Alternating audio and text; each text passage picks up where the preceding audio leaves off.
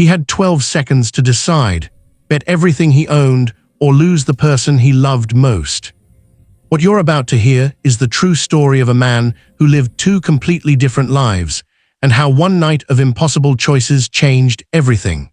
If you love stories about secrets, danger, and people risking it all, you need to hit that subscribe button right now, because this gets intense. Meet Michael. 38 years old, glasses, slightly too short tie, the kind of guy you'd walk past on the street and forget 5 seconds later. Every morning, same routine: coffee, train, elevator to the 7th floor. Thompson and Associates accounting firm. He counted other people's money, filed their taxes, made sure every single penny was accounted for. Boring, absolutely. Safe, completely. But here's what nobody knew.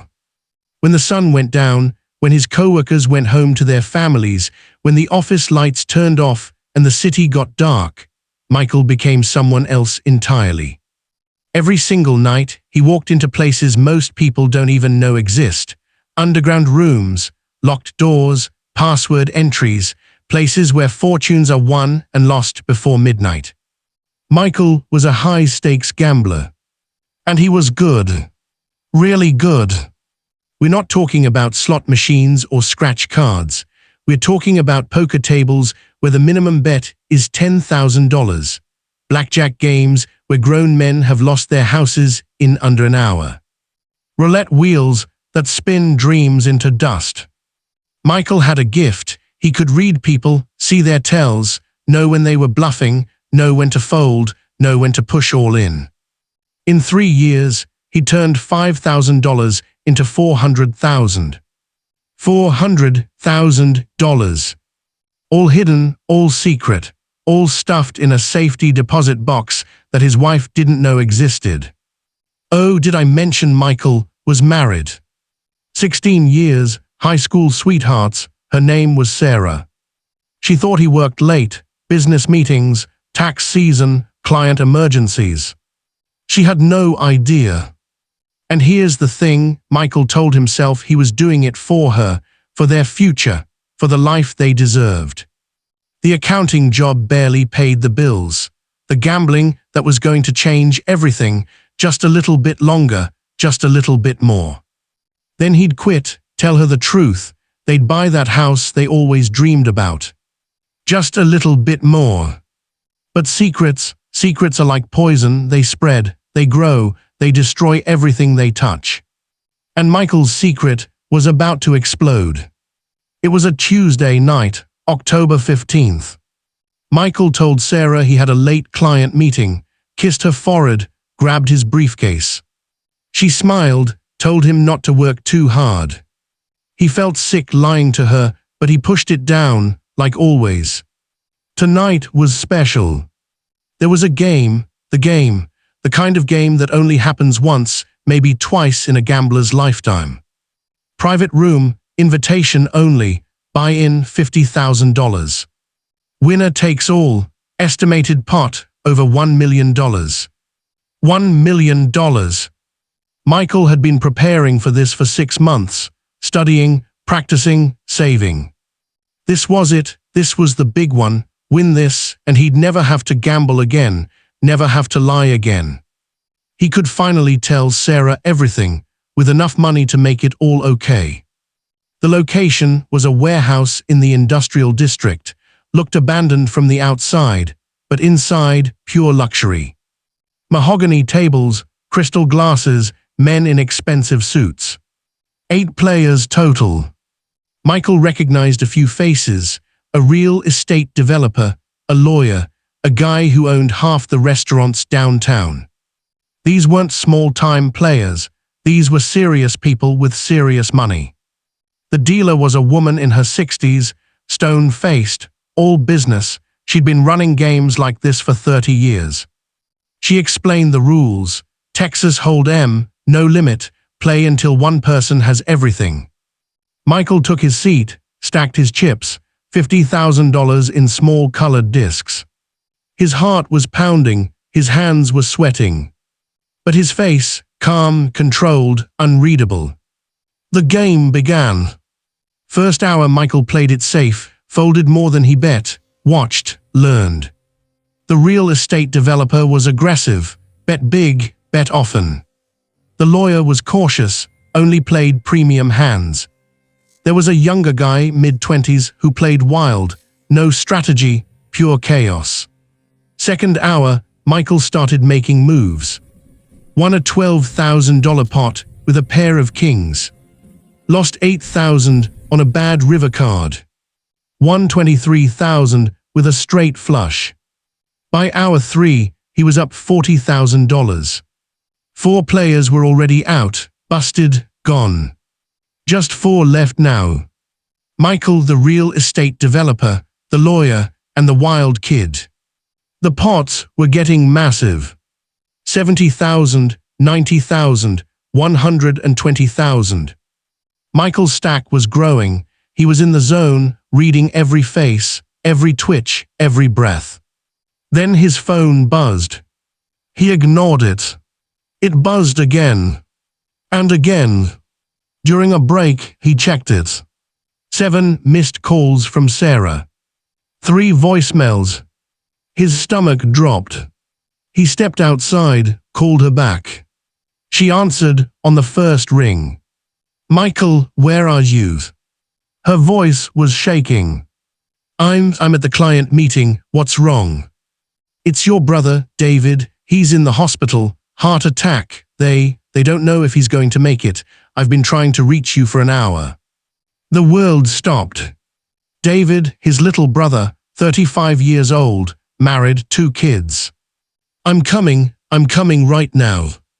The hospital is St. Mary's. I'm already here. Please hurry." He hung up. Stood there in the cold night air. Breathing hard. His brother was dying. And he was at an illegal poker game. He should leave, right now, cash out, go to the hospital. But he looked at his chip stack through the window. $190,000. The game was almost over, maybe another hour, 2 at most. If he left now, he'd lose his chance. This game would never happen again. And that money could help David's family, pay medical bills, take care of his kids if the worst happened. Michael stood there, frozen. Every second felt like an hour. Then he made a choice. He walked back inside. Sat down at the table. The dealer looked at him. "You in?" "I'm in." It was the worst decision he'd ever made. And he knew it. But he couldn't stop himself. The next hand was dealt. Michael wasn't focused anymore. His mind was at the hospital, with David, with Sarah. He made a stupid bet, lost $15,000. Made another mistake, lost 20. Get it together, he told himself. Focus, win this and get out. Then came the hand that changed everything. Michael looked at his cards. Ace of spades, ace of hearts. Pocket aces, the best starting hand in poker. The wild kid bet 20,000. The lawyer folded. The real estate developer called. Michael raised 50,000. The kid folded. The developer stared at Michael, long and hard. Then he said the words every gambler dreams of and fears. All in. He pushed his entire stack forward. $340,000. The room went silent. Michael's entire stack was $155,000. If he called and lost, he'd be completely broke. Worse than broke, he'd be in debt. If he folded, he'd still have over 100,000, could leave, go to the hospital. But pocket aces, the odds were in his favor. This was it, this was the moment. His phone buzzed again. He didn't look at it. I call. He pushed everything forward. Every chip, every dollar. The dealer laid out the flop. King of diamonds, 7 of clubs, 2 of hearts. Nothing scary, Michael was still ahead. The turn card. 3 of spades. Still safe. Michael's heart was hammering so hard he thought it might explode. One more card. Just one more card. The dealer reached for the deck. Burned 1. Flipped the river. King of clubs. The room erupted. The developer flipped his cards over. King of hearts, king of spades. 3 kings. He beat Michael's 2 aces. Michael just sat there, staring. Everything gone. $50,000, his buy-in, gone. The $105,000 he'd won tonight, gone. In one hand. One card. The developer was laughing, collecting the chips, over $600,000. Michael stood up slowly, walked out, got in his car, sat in silence. He'd lost everything. And his brother was in the hospital, possibly dying. He started the engine, drove to St. Mary's, parked, walked inside, found Sarah in the waiting room. Her eyes were red from crying. She saw him and ran over. "Where were you? I've been calling and calling." "I'm sorry, I'm so sorry. How is he?" "He's in surgery. They're doing everything they can." She hugged him tight.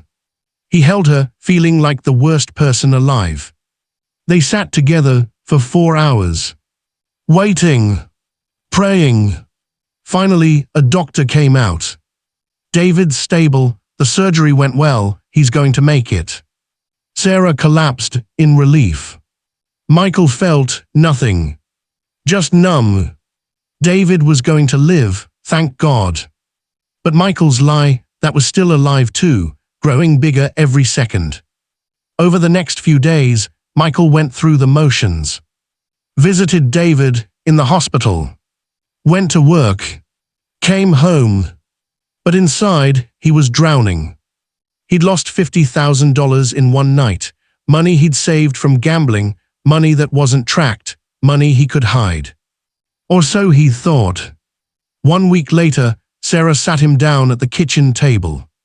"Michael, we need to talk." His blood went cold. "I got a call today from the bank about our savings account." "What about it?" "There's $50,000 missing, withdrawn 3 weeks ago. Do you know anything about that?" His brain froze. No. He'd been so careful. He'd used his gambling money, not their savings. Except, oh God. 3 weeks ago, he'd needed the $50,000 for the buy-in. His gambling stash was in the safety deposit box. He couldn't get to it in time. So he'd borrowed from their savings, just temporarily. He was going to win big and put it back before she noticed. But he didn't win. He lost everything. "Michael, answer me, where is our money?" He looked at his wife, this woman he'd loved for 16 years. And he had 2 choices. Tell the truth, or lie again. I invested it." The lie came out automatically. Invested it in what? A business opportunity, a client startup. It's going to pay off, I promise. She stared at him, and he saw something break behind her eyes. "You're lying to me." "I'm not, I swear." "Michael, I'm not stupid. You've been acting strange for years, coming home late, secretive, distant. I thought maybe there was another woman." "There's no other woman. I would never." "Then where is our money? Because $50,000 doesn't just disappear." He couldn't speak. She stood up. "I can't do this right now. I'm going to my sister's. Don't follow me, don't call me, I need to think." She grabbed her keys and left. The door closed. Michael sat alone in the kitchen. Everything was falling apart. He'd lost the money. He was losing his wife. And the addiction, because that's what it was, an addiction, still had its claws in him. Even now, even after everything, part of him wanted to go back, win it back, fix everything. But he couldn't. He was done.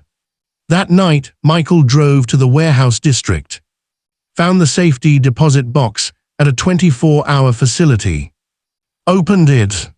Inside was $350,000. His winnings from 3 years of gambling. Money Sarah didn't know about. He stared at it. This money was supposed to be their future. Instead, it was a monument to his lies. He took it all. Went to the bank the next morning. Deposited $50,000 back into their savings account. Then he did something crazy. He donated the rest, all $300,000, to the hospital where David was treated, to help families who couldn't afford medical care. Anonymous donation. Gone. Every penny. He kept nothing. Then he went home. Waited for Sarah. She came back 2 days later. Walked in, saw him sitting at the kitchen table. "The money's back in our account," he said quietly. She looked confused. "I need to tell you the truth, all of it, and after I do, if you want to leave, I'll understand." And he told her everything. The gambling, the secret life, the 3 years of lies. The $400,000 he'd won and lost. The addiction he'd been fighting alone. Everything. Sarah didn't say a word. Just listened. When he finished, she was crying. "Why didn't you tell me? We could have faced this together. I was ashamed. I thought I could fix it myself. I thought I was doing it for us. For us, you were destroying us." She was right. "I know, I'm so sorry. I'm getting help. Real help. There's a meeting tomorrow night. For gambling addiction, I'm going." She looked at him for a long time. "I don't know if I can forgive you." "I know. But I'm willing to try, if you're serious, if you really get help." "I am, I swear." It wasn't a happy ending. Not yet. Michael started going to meetings 3 times a week. Got a therapist who specialized in addiction. Told his boss he needed to leave work on time, no more late nights. It was hard. Some days he could barely breathe from the cravings. The urge to gamble, to chase that feeling, it never fully went away. But slowly, day by day, he got better. Sarah went to therapy too, for partners of addicts. They did couples counseling. Learned how to talk again, really talk. 6 months later, they were still together. Still fighting, still healing.